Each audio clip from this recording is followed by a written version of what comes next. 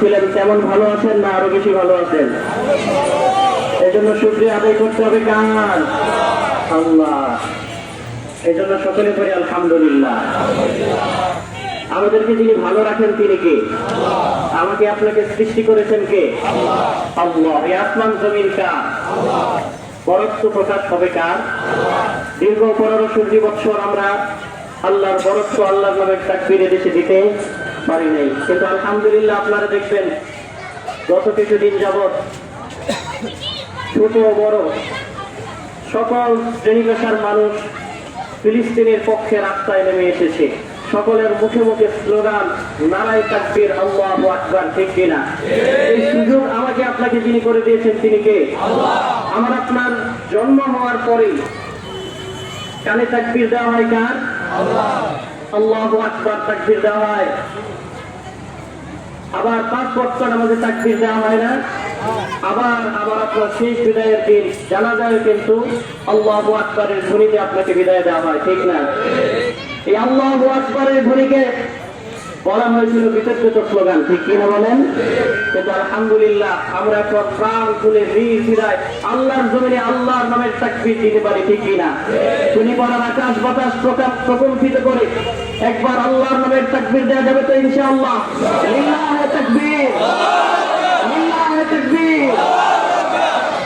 সম্মানিত সাথী বন্ধুগণ, আমি আলোচনা লম্ব করব না।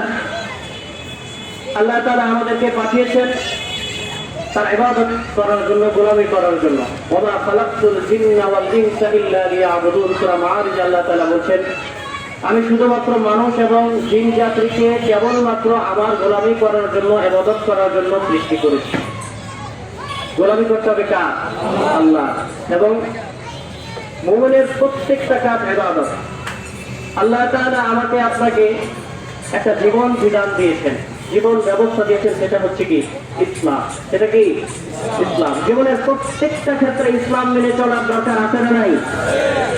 আপনি জন্ম হওয়ার পরে ইসলাম অনুযায়ী নবীজি সাল্লাল্লাহু আলাইহি সাল্লামের সুন্নাহ অনুযায়ী আপনার একটা নাম রাখা হয়, ঠিক না? চুলগুলো ফেলে দেওয়া হয়, আকিকা দেওয়া হয়, এটা ইসলাম, ঠিক কিনা? আবার জীবনের মধ্যবর্তী সময় আপনি বিবাহ শাদী করেন, সুন্নাহ অনুযায়ী মহারানা নির্ধারণ করেন, কবুল করেন, ঠিক কিনা বলেন? আবার যখন আপনাকে কবরস্থ করা হয় সুন্নাহ অনুযায়ী, তখন কি বলা হয়? বিসমিল্লাহি ওয়া আলা মিল্লাতি রাসূলিল্লাহ। আপনাকে আল্লাহর নামে রাসূলের দলে অর্পণ করা হয়, ঠিক কিনা বলেন? জীবনের শুরু থেকে নিয়ে শেষ জীবনের প্রত্যেকটা ক্ষেত্রে ইসলামের দরকার আছে না নাই? মানবের মুক্তি শান্তি শুধুমাত্র ইসলামের মধ্যে। মাছের শান্তি যেমন পানির মধ্যে, পানি থেকে মাছ ওঠালে মাছের শান্তি আছে? ইসলাম মানেই হচ্ছে শান্তি। যদি শান্তি পেতে হয় ইসলাম ছাড়া এর কোনো বিকল্প নাই। এই জন্য জীবনের প্রত্যেকটা ক্ষেত্রে, ব্যক্তি জীবনে, পারিবারিক জীবনে, সামাজিক জীবনে, রাষ্ট্রীয় জীবনে, পার্লামেন্টে ইসলাম কোরআন জারি করার দরকার আছে না নাই? এই জন্য ইসলাম এই দেশে প্রতিষ্ঠার জন্য, কোরআনে কারীম এই দেশে কোরআনের আইন প্রতিষ্ঠার জন্য, আল্লাহর জমিনে আল্লাহর দ্বীন প্রতিষ্ঠার জন্য যদি জীবন দিতে হয় জীবন দিব, রক্ত দিতে হয় রক্ত দিব। কে কে রাজি আছি? দুইটা হাত তুলে রাখা।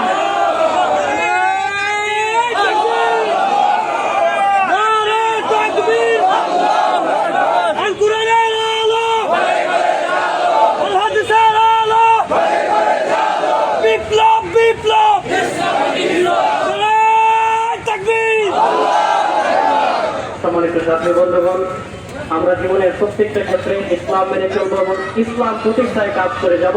আল্লাহ তাআলা আমাদের সকলকে জামাতে ইসলামের সাথে থাকার তৌফিক দান করুন। আমিন। ওয়া আলাইনা ইল্লাল বালাগ। আসসালামু আলাইকুম ওয়া রাহমাতুল্লাহ।